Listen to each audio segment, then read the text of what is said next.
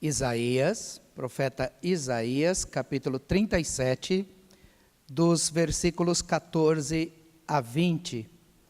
Nos diz assim a palavra do Senhor. Tendo Ezequias recebido a carta das mãos dos mensageiros, leu-a, então subiu à casa do Senhor, estendeu-a perante o Senhor e orou ao Senhor, dizendo: Ó Senhor dos exércitos, Deus de Israel, que estás entronizado acima dos querubins, tu somente és o Deus de todos os reinos da terra. Tu fizestes os céus e a terra. Inclina, ó Senhor, os ouvidos e ouve. Abre, Senhor, os olhos e vê. Ouve todas as palavras de Senaqueribe, as quais ele enviou para afrontar o Deus vivo.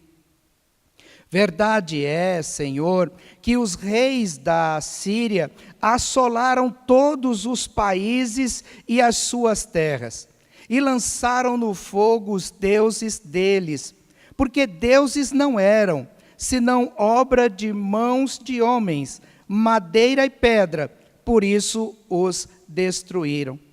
Agora, pois, ó Senhor, nosso Deus, livra-nos das suas mãos, para que todos os reinos da terra saibam que só tu és o Senhor. Aleluia. Amém. Louvado seja o Senhor por esta palavra. E como hoje é a última mensagem do mês de maio, e a última mensagem sobre família neste mês, a igreja, como nós falamos pela manhã, eu quero falar a você, particularmente e especialmente. A você, porque a família começa com uma pessoa. Mais uma vez, uma pessoa que decide-se enamorar outra, e esta pessoa se casa e tem os filhos, netos, bisnetos, tataranetos e assim por diante, e a família se segue. Então, há pessoas que se unem e a família começa com uma pessoa.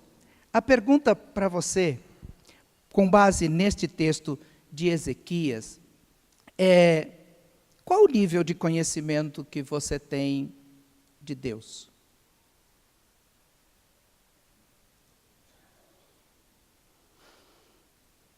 Uma outra pergunta: quem Ele é para você?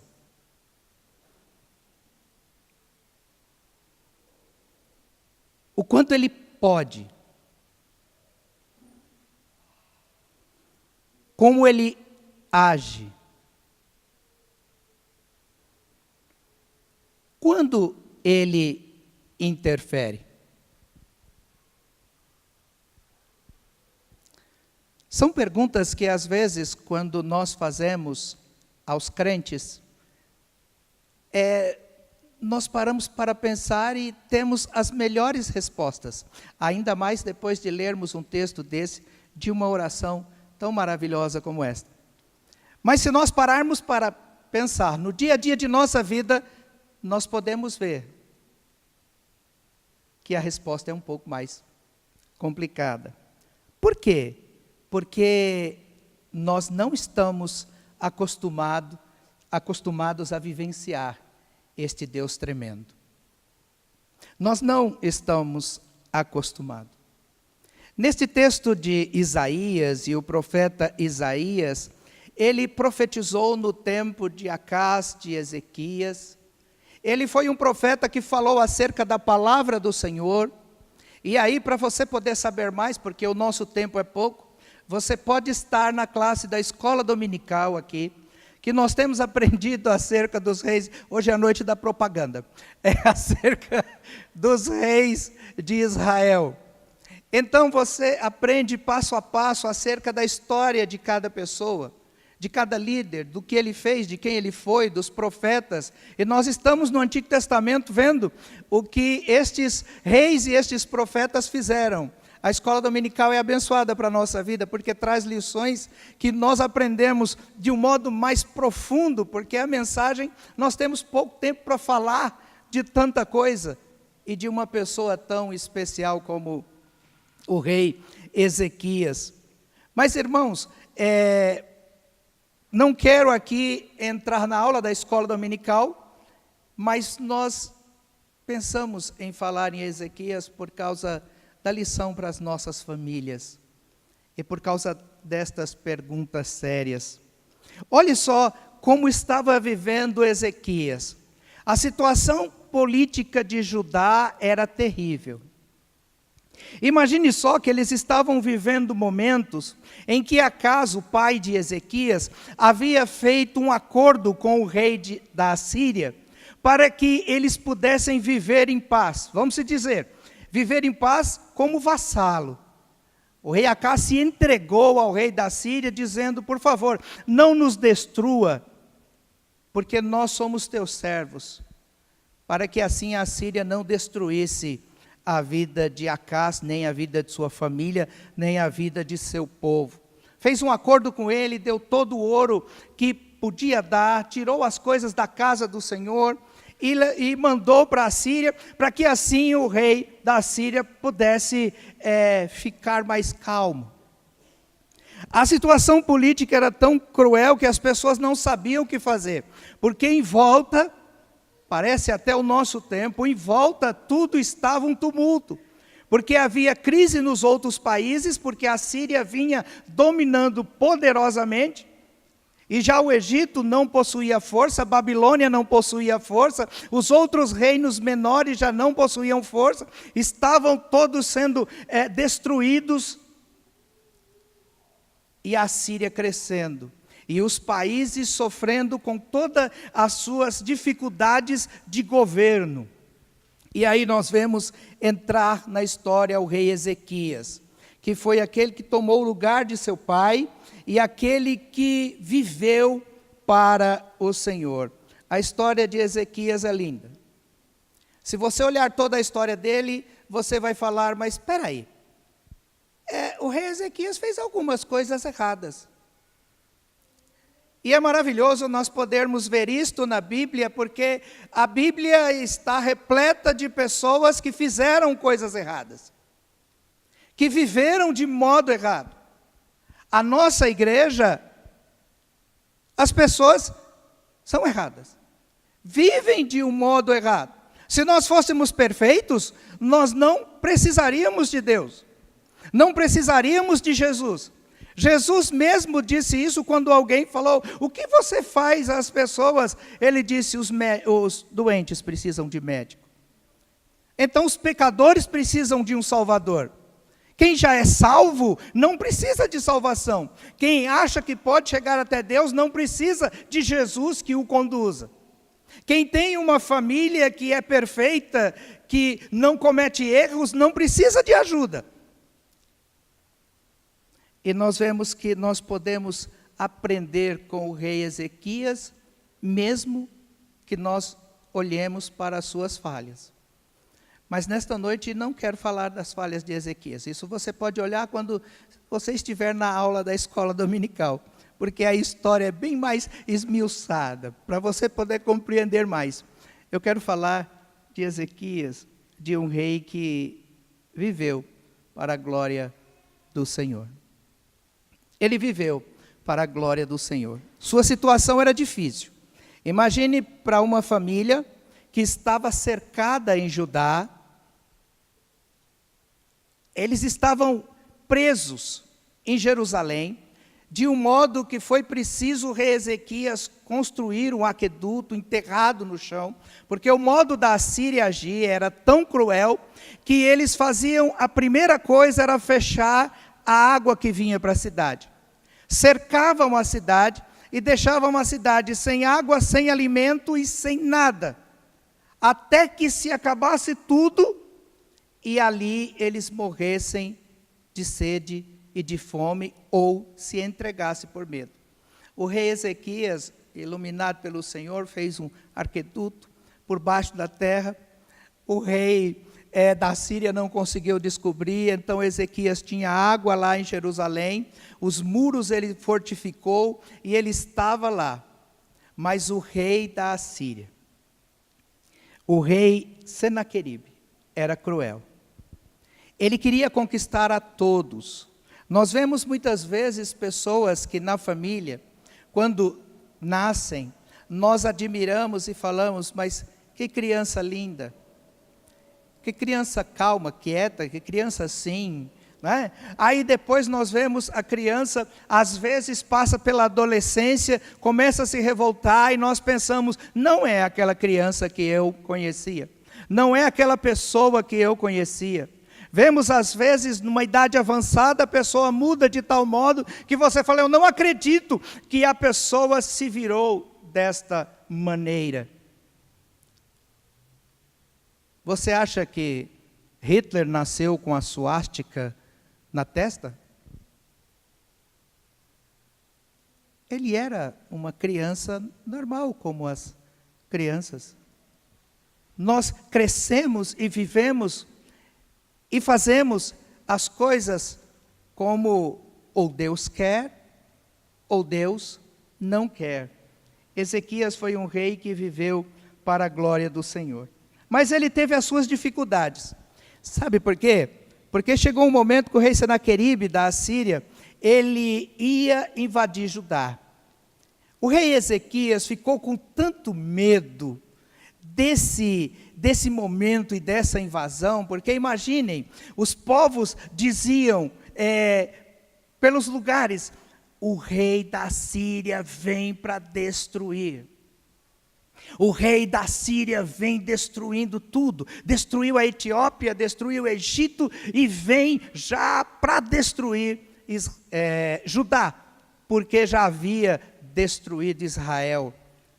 As tribos de Israel já haviam sido consumidas pelo rei da Síria. Já eram vassalos, já eram tomados, toda aquela história de Samaria, toda a mudança do povo, tudo aquilo já estava acontecendo.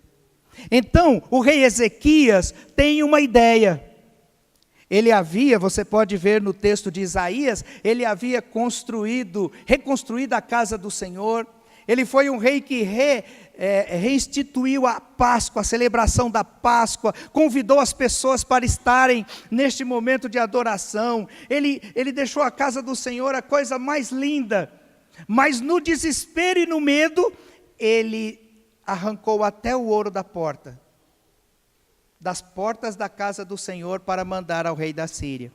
Foi um momento de medo na sua vida. Só dessa coisa que eu quero falar do rei Ezequias. Foi um momento de medo na sua vida. Então ele fez isso e entregou o tributo ao rei da Síria, achando que isso apaziguaria aquela ira do rei da Síria de dominar o mundo todo. Mas de nada adiantou. Ele veio para cercar Jerusalém, ou melhor, não foi o rei da Síria, porque ele estava sendo atacado, a cidade de Nínive, capital da Síria, estava sendo atacada. Então o rei deixou o seu general para poder invadir Jerusalém, e ele voltou para a Síria, para Nínive, para combater contra aqueles que estavam para tentar destruir a sua cidade. Agora, vamos pensar numa coisa. Para a sua vida, como Ezequias, você já fez algo errado? Algo de que você se arrepende, se entristece, que pensa como as perguntas do começo, se eu soubesse o quanto meu Deus é poderoso, eu não teria feito isso. Pense então numa coisa, deixe o Senhor lutar por você, por sua família, por sua vida. E aí você pode colocar nesta lista o que você quiser, seu trabalho, seus sonhos, seus planos, seus estudos, tudo. Mas deixe o Senhor lutar por sua vida. Em primeiro lugar, reconhecendo quem Ele é. O versículo que nós lemos, 14, diz que quando Ezequias recebeu a carta das mãos dos mensageiros, ele leu. A primeira reação dele foi ler a carta, e ele não entrou em desespero. Isto é um ensinamento maravilhoso para nós os crentes.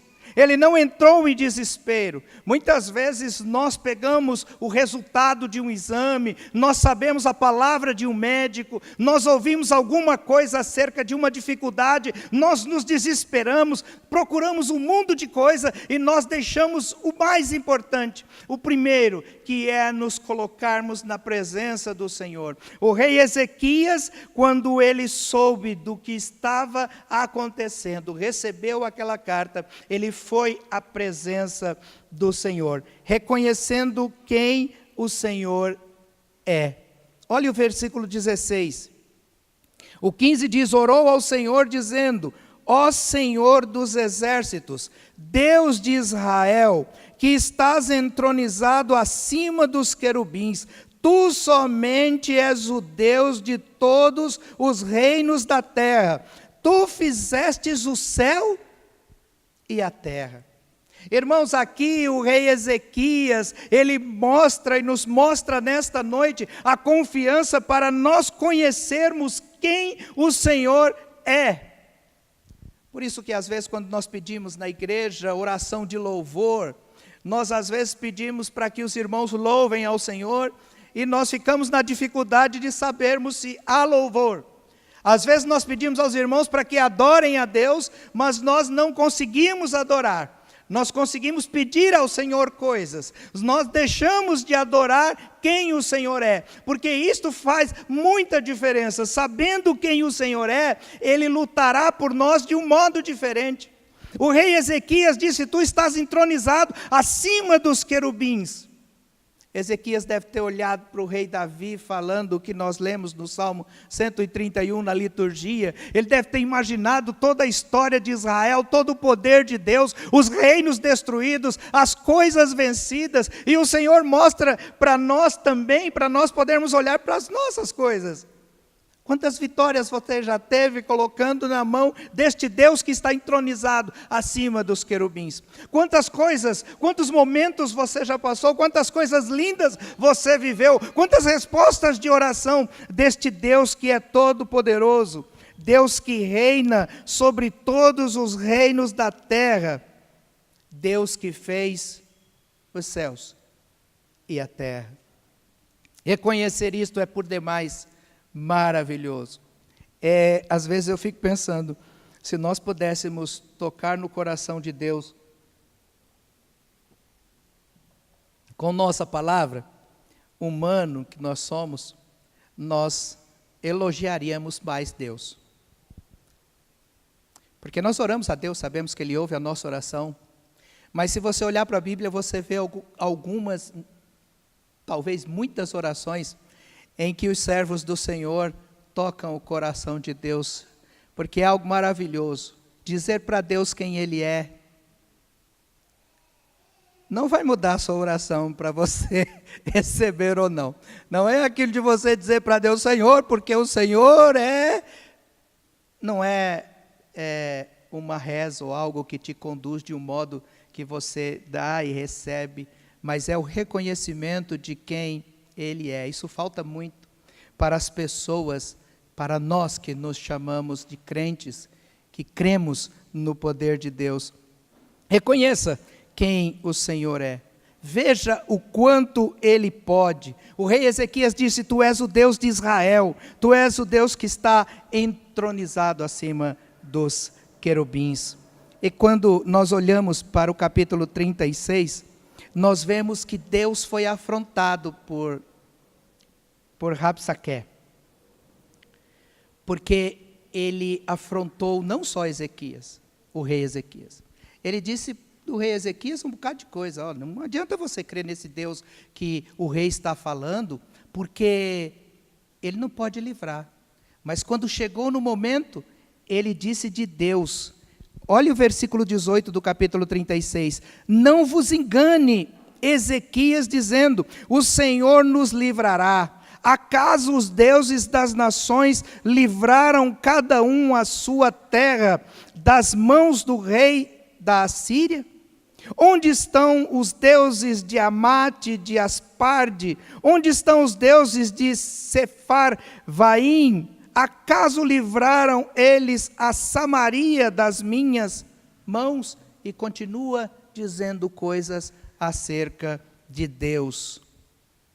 Irmãos, onde está o seu Deus? Que poder Ele tem? O quanto Ele pode? Rei Ezequias não foi desmoralizado. Você, eu acredito muito nisso, com as mensagens que você ouviu, eu também ouvi, nós não fomos desmoralizados em nossa família.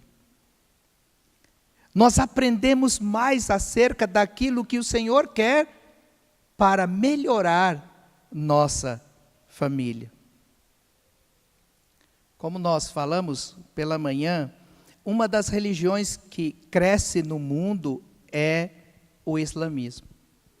O islamismo cresce e leva as pessoas a uma vida totalmente contrária, se nós pudermos dizer, contrária a que um Deus quer.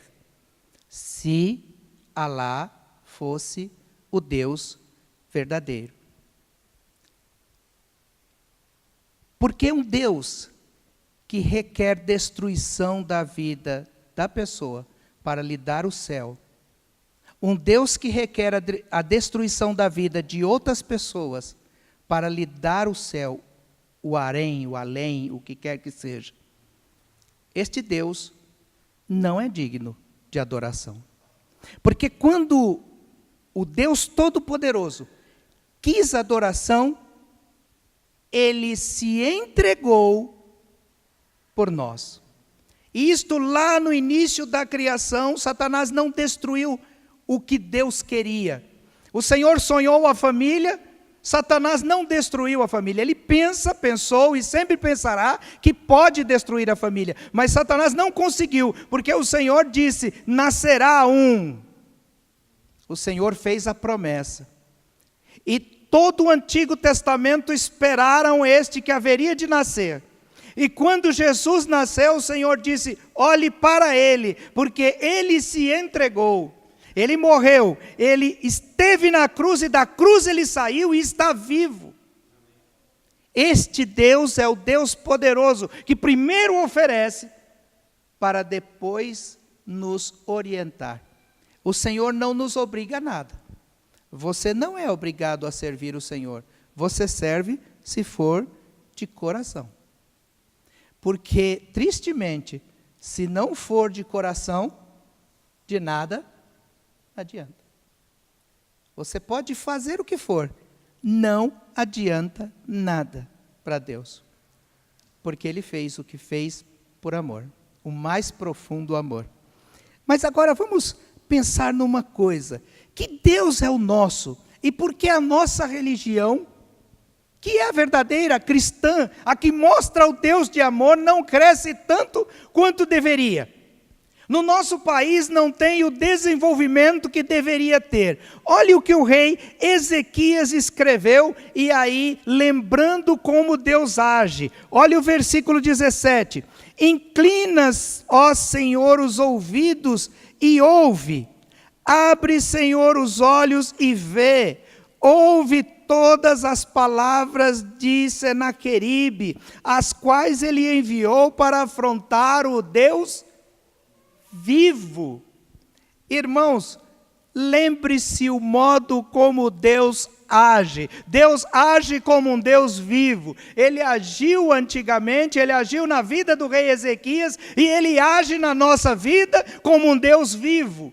O que Deus requer de nós é comunicação. Nós falamos muito que Deus requer de nós comunhão, mas eu acho que nós deveríamos pensar muito em algo um pouco melhor. Deus requer de nós comunicação. Se você olhar para o Gênesis, para Adão e para Eva, o que foi quebrado ali foi a comunicação com Deus. Eles se esconderam, ficaram com vergonha, deixaram Deus de lado, não queriam, porque o Senhor todos os dias vinha à tarde e conversava com Adão. Aquela conversa que nós temos quando voltamos para o nosso lar, perguntamos da família, queremos saber das coisas, e nós vemos que Deus queria saber da vida de Adão, afinal de contas, ele criou tudo tão maravilhoso. E no momento deixa Adão de falar com Deus. Comunicação. Por quê? Porque o próprio Ezequias, na sua oração, ele diz que Deus é esse. Como ele age? É um Deus que ouve. Ele diz: inclina, Senhor, os ouvidos. Abre os olhos, Senhor, e vê. Atenta. Ezequias falava com Deus como se ele estivesse falando com Deus, uma pessoa. Ele não o via, mas ele sabia que era o Deus vivo. Porque Senaqueribe, o seu general, Rabsaque, afrontou a Deus, comparando aos outros deuses, dizendo: onde estão os outros deuses? Não livraram, não fizeram nada, não podiam ajudar, não puderam ajudar, foram destruídos. E o que ele pode fazer por você, Ezequias? E ainda disse ao povo: a história é tão linda e tão maravilhosa, que chega um momento que aquelas pessoas que foram até o general diz: fale, por favor, em aramaico, para que o povo não entenda. Ele disse: não, eu vou falar em hebraico mesmo, que eu quero que o povo entenda, e tenha medo, tenha temor. E o rei Ezequias: não, confiem no Senhor, descansem no Senhor, espere no Senhor. Ele disse: Senhor, vê, ouve. Senhor, ouve as afrontas. Irmãos, quantas vezes a sua família é afrontada? Quantas vezes a sua vida é afrontada por servir ao Senhor? Quantas vezes alguém lhe aponta o dedo e diz: você serve o Senhor há tanto tempo, e você pede isto e não conseguiu? Você clama a Deus por tantas coisas e não recebe? Qual o poder do seu Deus? Que confiança você tem nele? O rei Ezequias confiava no Senhor de um modo maravilhoso. Esta oração que nós lemos no capítulo 37 mostra que ele dependeu completamente do Senhor. Mais à frente, no capítulo 38, diz que ele ficou doente. Ele ficou doente, o sofrimento foi muito grande. É que a Bíblia, ela mostra os textos e parece até que foram as coisas muito rápidas. Mas imagine só, na vida do rei Ezequias, o sofrimento de uma doença. Chega um momento que o profeta vem, conversa com ele e diz: arruma a tua casa que você vai morrer. Chegou o momento do fim de sua vida. O texto diz que ele se vira, até parece que foi tudo muito rápido, né? Chega lá o profeta, ele se vira.